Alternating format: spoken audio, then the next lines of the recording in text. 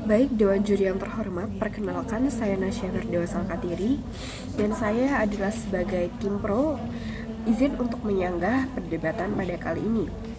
Sebelum itu, izinkan saya untuk membacakan mosi perdebatan pada kali ini. Kejahatan tanpa korban adalah istilah yang tidak melibatkan penderitaan langsung kepada orang lain atau melibatkan pelaku dan korban yang saling menyetujui.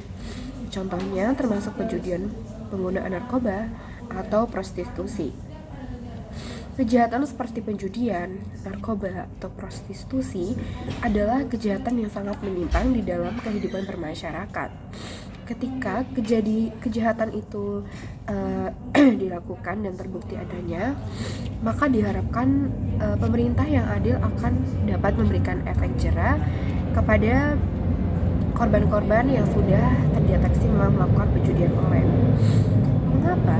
Karena ketika seseorang itu melakukan judi online secara terus-menerus untuk memenuhi kebutuhan hidupnya, itu sangat salah. Karena pada dasarnya judi online memberikan efek kecanduan bagi penggunanya. Bukannya mendapatkan keuntungan, malah akan mendapatkan kerugian. Mengapa hal demikian itu dapat terjadi? Karena di dalam website judi online itu sendiri sudah terdapat dan sudah ada sistem algoritmanya sendiri. Apa sistem algoritma itu? Sistem algoritma itu sendiri akan mengatur jalannya sebuah permainan yang ada di judi online. Semisal pelaku A melakukan judi online. Awalnya dia melakukan dan mendapatkan keuntungan atau kemenangan. Lalu setelah mereka atau dia ini kecanduan melakukan judi online secara terus-menerus, maka akan diberikan kekalahan dari judi online tersebut. Itulah yang dinamakan dari sistem algoritma itu sendiri.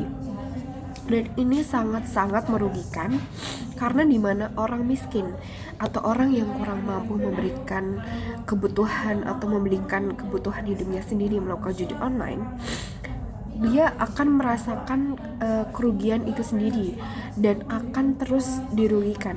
Memang ini tuh orang yang melakukan judi online itu sendiri tidak menyadari akan hal ini.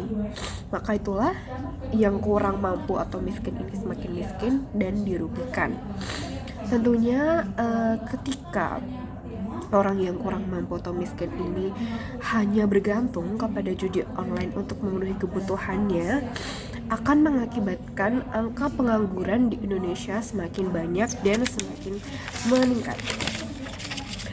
Karena adanya hal seperti itu tidak dapat dijadikan solusi untuk dapat memenuhi kebutuhan orang ya.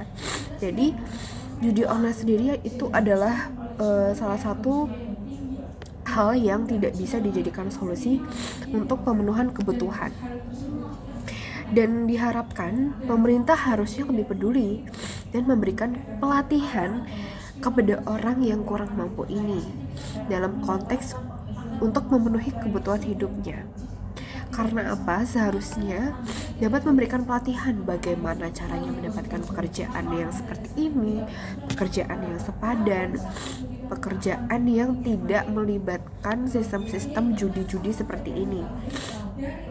Karena ketika kita dapat memberikan atau kita dapat menerima pelatihan tersebut, itu akan sangat mengurangi angka pengangguran di Indonesia saat ini.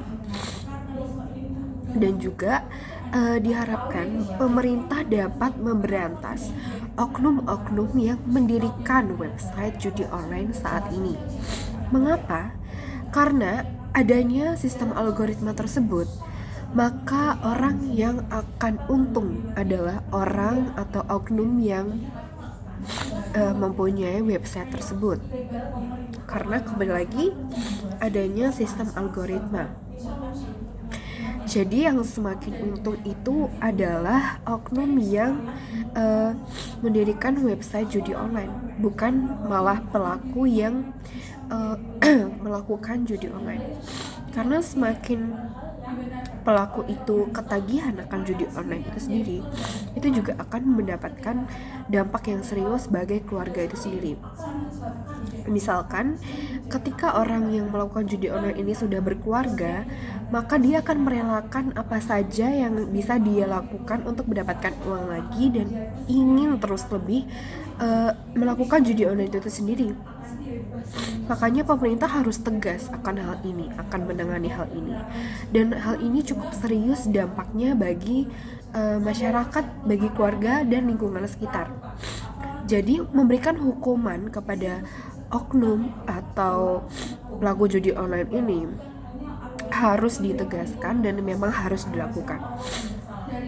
Contohnya seperti pemerintah menegakkan Undang-Undang Nomor 35 Tahun 2009 mengenai narkotika dengan sanksi pidana tegas termasuk hukuman mati dan hukuman berat bagi pengedar atau bagi bandar. Yang kedua, dalam masalah prostitusi ini sangatlah menyimpang sekali di kehidupan bermasyarakat juga, karena ini adalah masyarakat sosial dan akan mendapatkan karena dampak sosial yang memang sangat-sangat dirugikan karena hal prostitusi itu sendiri. Jadi pemerintah diharapkan melakukan penertiban dan penutupan lokalisasi tempat prostitusi, pembinaan rehabilitas bagi pelaku-pelaku prostitusi itu sendiri. Karena balik lagi di yang awal, pemerintah harus dapat